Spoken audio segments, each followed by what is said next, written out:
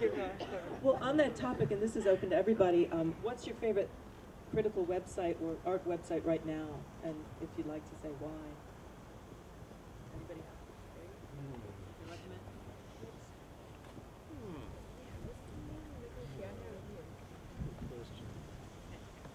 Well, I think the ones that are on Arts Journal, Artopia, those are quite. They can be good. They can be quite good.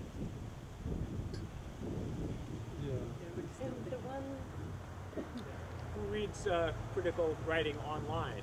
So we see a show of hands. Yeah, I do. That's your audience, right? Yeah. Well, this is also open to everybody. How can critical writing bring New Orleans into the 20th century art world alongside larger art cities? I think it's really important for us all to consider this right now, at this crucial juncture. Yeah. Well, I think there's, it's part of the decline of New York, that it's not in control of things anymore. And this is where digital and electronic media has actually kind of helped, and as well as the phenomenon of international biennials and so forth. Because it used to be that if you were an artist and you were an American artist, everything was so New York centric. New York kind of, you know, like, I suspected this was kind of the case, and when I used to work at the Museum of Modern Art, I was kind of aware of the sense of how, you know, they were really thought of themselves as the center of the universe. They're mostly nice people there, I have to say. But then you look at, you start going back in the history of critical writing, and I even got into it one time with Marcia Vetrock in some panel.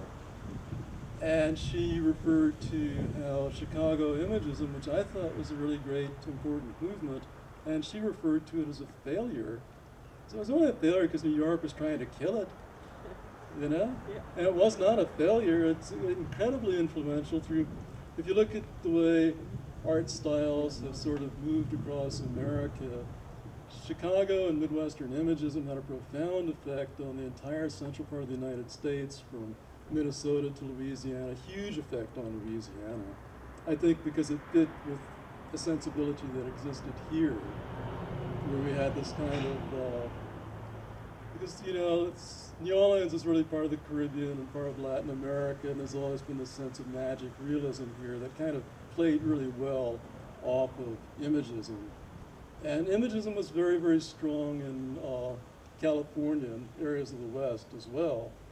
But here you have these people in New York trying to deny that any of this was going on, essentially. Because they really did try to quash it. It was pretty amazing. And I kind of think, well, all right, but you can't do that as effectively anymore. And also, New York has not really come up with anything new since, what, 1989? You know, it's kind of dropped the ball, it's lost it. And the reason why, I think, is because it's such a bunch of control freaks. The synergy between the galleries and the art institutions and the official media, the official art media, it's everything, and it's understandable because print is so expensive. So they have to rely on that kind of bedrock of New York gallery institutional support, you know, to really keep those magazines going, and we all want to keep them going. But basically, it's a scam, because if you don't advertise, you don't exist, essentially. That's why New Orleans has been off the map, because our galleries are not based on, they're not based on a lot of speculators coming in off Wall Street, you know, playing art collecting the way people on Wall Street invest in up-and-coming IPOs, you know, initial public offerings of stocks and so forth.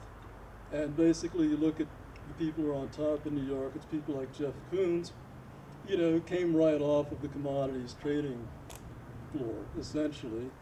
And the people who collect Jeff Koons, you know, a lot of traders and people like that. And so the whole thing's highly orchestrated. So you have this utterly uninteresting artist, you know, who's actually at the top of the heap. You know, what in the world is more boring than Jeff Koons? I can't imagine. Nobody outside of New York likes Jeff Koons. So the whole thing is totally orchestrated. It's a Ponzi scheme. It's a scam.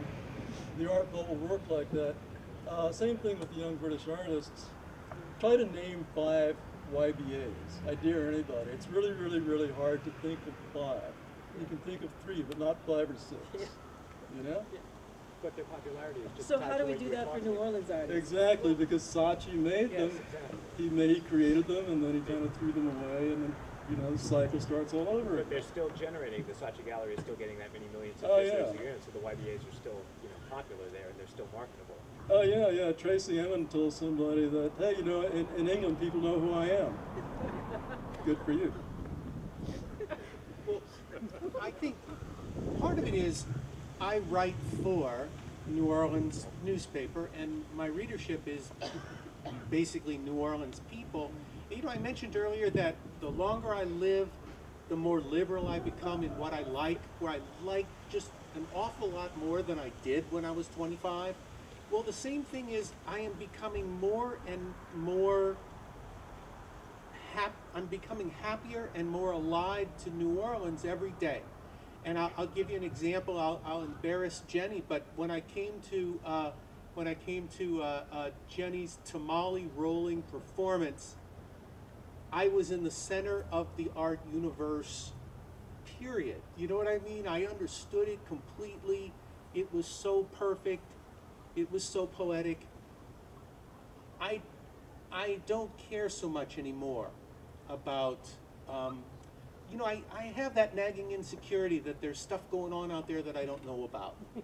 and I worry that, there's gonna be something that's gonna sneak up on me, and I'm gonna feel foolish. But the overwhelming feeling is that I really, really dig what's going on here right now.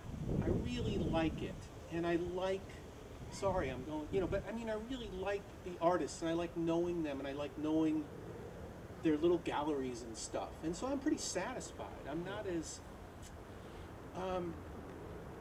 there was a time, when I would have, I kind of wanted to know it nationally, universally, and now I'm much happier just to know about tamales down on St. Claude Avenue. Yeah, but the fact is that this is working. This is working.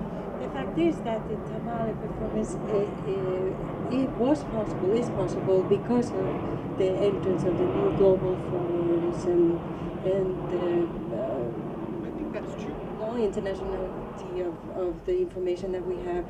And that's what I would like to see. I would like to see young critics writing about the new global forms and how they are influencing our artists here, the new community art involvement, the new community involvement in the arts and how that affects meaning in art.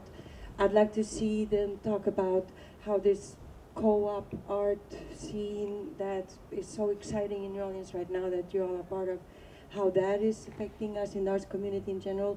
And that, I think, is unique to New Orleans, and that we're in a really privileged position to be able to offer to the rest of the country. Yeah, that's what I really want to stay on, because I don't know if people know this, but the tamale performance was first performed in Minneapolis. And we were part of a group show taking New Orleans to another city. And I think that's what has to happen for us to survive as artists. And also, if we do have something special here, we should let people know about it. And that's what we really have to get it out of the city as well. And you're right, of course. You're absolutely right. I mean, it's all interconnected.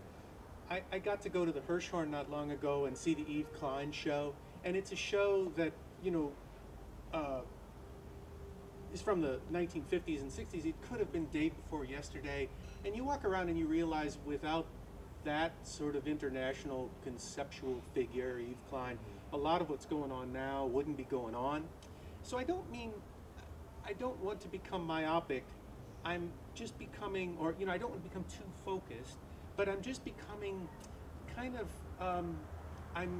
I'm happy to know and analyze what goes on here, more than I ever was. I think we were